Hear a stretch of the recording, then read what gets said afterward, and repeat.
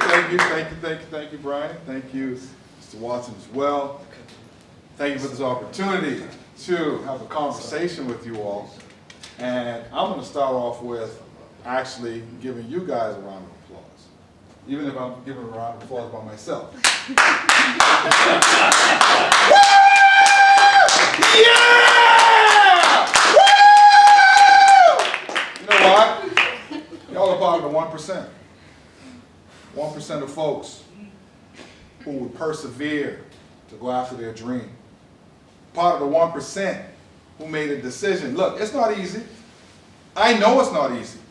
It's not easy to do what you do, because if it were easy, everybody would be doing it. Let me ask a question. How many of y'all ever thought about changing your major? All right. And the reality is that many of us have thought about changing our major every time you come up against opposition or come against difficulty. Your first reaction is, let me see if I can find something easier. Let me see if I can find something a little bit where it doesn't pull so much out of me. I can remember when I was running track, when I was in college. I went to the University of Nebraska-Lincoln. And we were doing like 10 200s in under 20 seconds. Not 20 seconds, under 23 seconds. And I can remember when you got to like the 4th or 5th, and then you're laying down on the track, and your booty locks up. And you're laying there going, oh, why am I doing this? Why am I doing this to myself? Why? I can remember when I was, because my major was biology, I minored in biology, minored in chemistry. And I can remember some nights, right? 2 o'clock in the morning, 3 o'clock in the morning, my roommate's sleeping. I'm not. I'm sitting there with my flashcards, memorizing, studying hard. And I'm always asking that question, why? That's the biggest motivator. The biggest motivator is your why. Why am I doing this? Why? Now, one of the major motivations for me was my parents when I was in school. Because I didn't want to make my family embarrassed. So my parents, from Jamaica, I grew up in the Bahamas, and I went to college when I was 16 years old. Graduated my first degree when I was 20. And I can remember every time I go home, like Christmas time, or I go home summertime, and all my nieces and nephews, because I was the first one. My older sister, she graduated first, but I was the first guy in college. And I can remember all my nieces and nephews would come around, and they'd be like, Rudy, Rudy, Rudy, Rudy, Rudy, come home, Rudy, come home. And everybody would come around the house, and my aunties, uncles, everybody, smiling, you know, the food and everything. And everybody just happy to see you. How many of y'all love going home around Christmas time? Love going home around summertime. Why? Because you're celebrated, because folks are proud of you. Proud of the fact that you are sticking to it. And so I'd get home, right, and my family, and I'd say, you know what? Every time I go back to school, the motivating factor was, I want to make them proud. I want to raise up my family name. All I got is my name. I don't have anything else. There are times where there was a course that I took, I think it was what was it, physiology? I think it was physiology, I think it was my freshman year. I took physiology and I struggled in that course. Struggled and got an F, my first F. I was like, oh God, oh God. And then I was on academic probation that first year, and I was like, oh God, oh God. I was like, this can't happen again. And why? Because I was in a different league. And I had to now figure out a different strategy if I was going to be successful. Because I wasn't going to make my family shame. I wasn't going to do that. I wasn't going to be one who started and didn't finish. I wasn't going to be like the ones who started, had all these big dreams, big goals, big aspirations, telling everybody, this is what I'm getting ready to do. And then they come back and they're working at the supermarket. I said, that shall not be me. Retook the course, got to be in it. And it wasn't because I wasn't capable. I just wasn't applying myself. I was a freshman, I was a sophomore, and I liked hanging out at I don't know what y'all call it here, the food court or whatever, where folks like to hang out. And I realized real quick that if I was going to be successful, now some of my friends, their major wasn't as hard as mine. Their major was a lot easier. Y'all got some friends like that? Yes. Their major is a lot easier.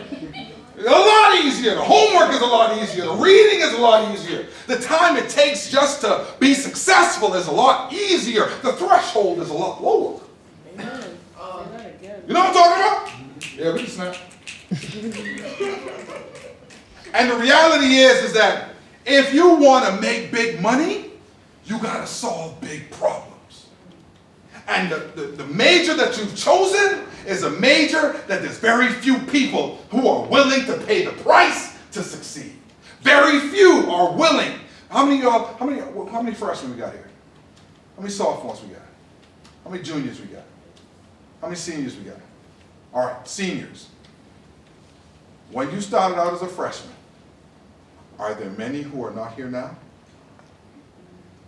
See, I'm a preacher too, so you can say amen.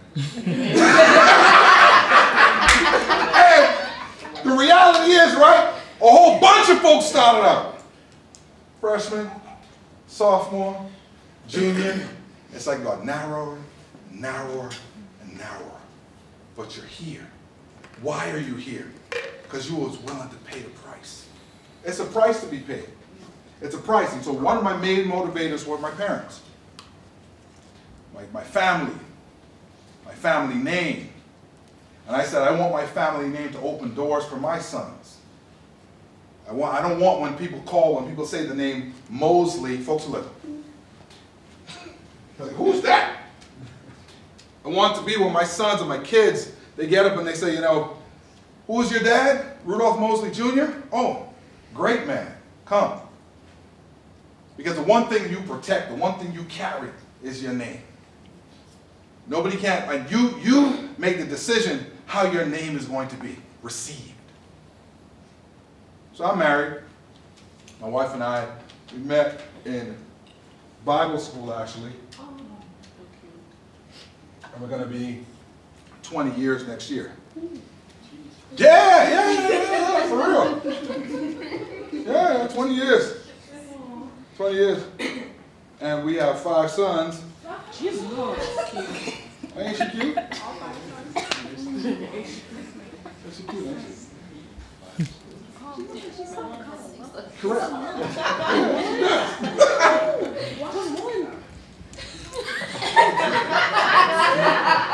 So I told you about what motivated me while I was in college. What motivates me now is making sure that my name carries weight for the sons that I have. See, the biggest motivator of anything in life is your why. Why am I doing this? Mark Twain said the 2 most important days of your life is the day you were born and the day you find out why.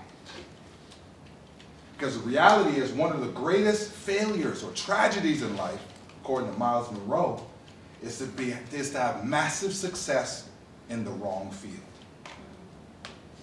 And the reality is that not everybody focuses on engineering or any STEM field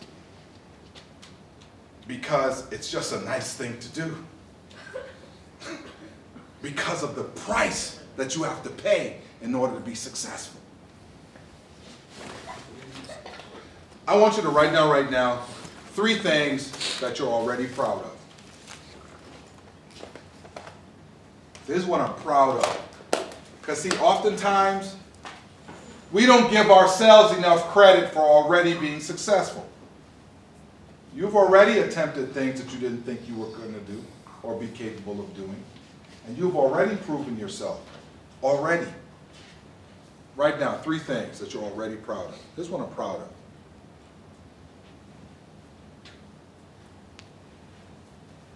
Anybody want to share something you're proud of? Go ahead.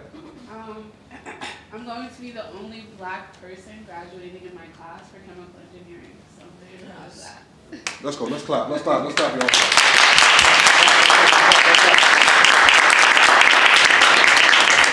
See, I know what you're talking about. When I graduated with my degree in biology, I was the first Black person in 10 years to graduate with a degree in biology from the University of Nebraska. I was sitting in those lecture halls with 700 students, like a raisin in a box of cornflakes. Just sitting there.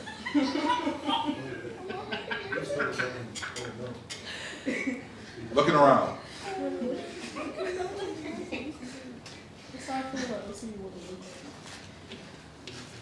That's something to celebrate. That's why I said at the beginning, I'm celebrating the 1%. Because it's a very small group. Let me explain something to you. It's a small group of people that persist to be successful in STEM. That's already. Of the group that persists to be successful in STEM, those that are a part of a minority group is even smaller. So we celebrate anybody who chooses to go into STEM, because everybody doesn't do it. They may have a desire, but they don't have the heart to persist and to persevere. Somebody else, what are you proud of? Almost done with my masters. Whew.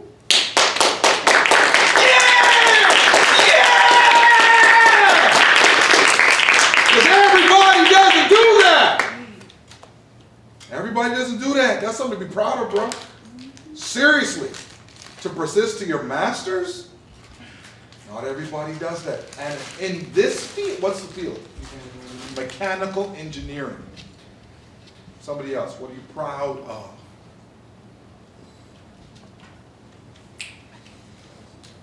Being an IT guy for the Air Force.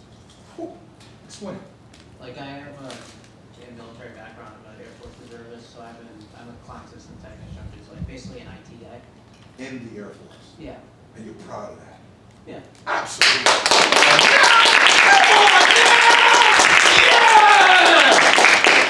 See, I don't mind, because see, look, let's check this out, right? How many of y'all been to the game? Any game. URI's basketball game. How many of y'all been to it?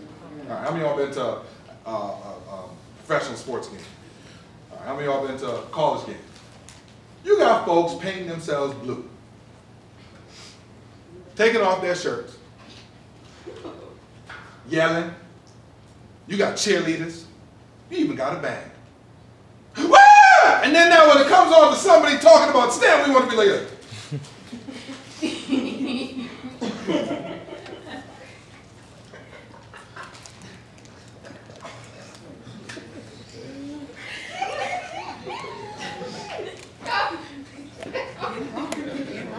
but when it's something else, we go crazy. Woo! I will say woo all the time about somebody happy in STEM or doing something in STEM. I do it every day. Somebody else, what are you proud of? What are you proud of? I speak 2 languages. Who?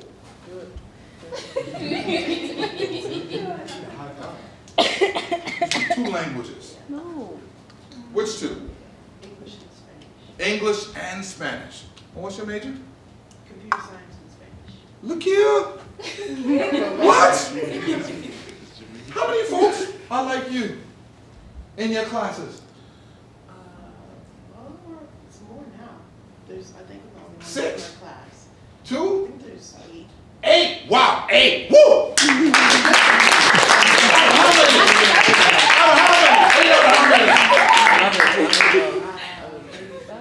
Eight out of 50. Woo!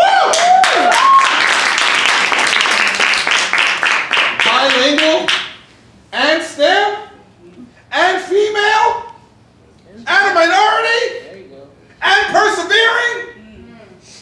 Y'all, we can give a lot more than that. Let's go. Woo!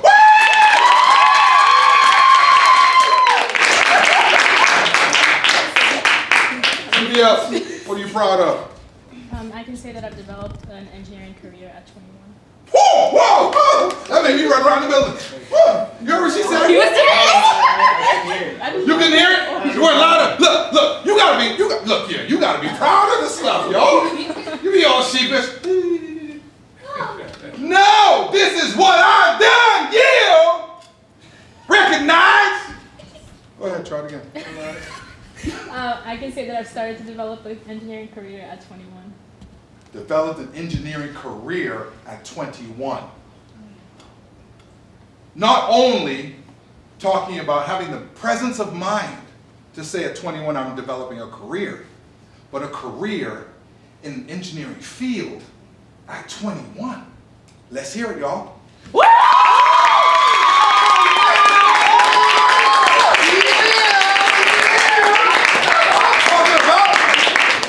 Somebody else, what are you proud of already? Y'all are proud? Are you proud? Yes. Over the last summer, I was able to do my first research in an actual lab. Oh, research in an actual lab. Which lab and what field? Neurorehabilitation lab here on campus. Which one? What? Neurorehabilitation lab. Say it again. Neurorehabilitation. Neuro rehabilitation. You know how heavy that is? Neuro, brain, rehabilitation. Let's hear it, y'all.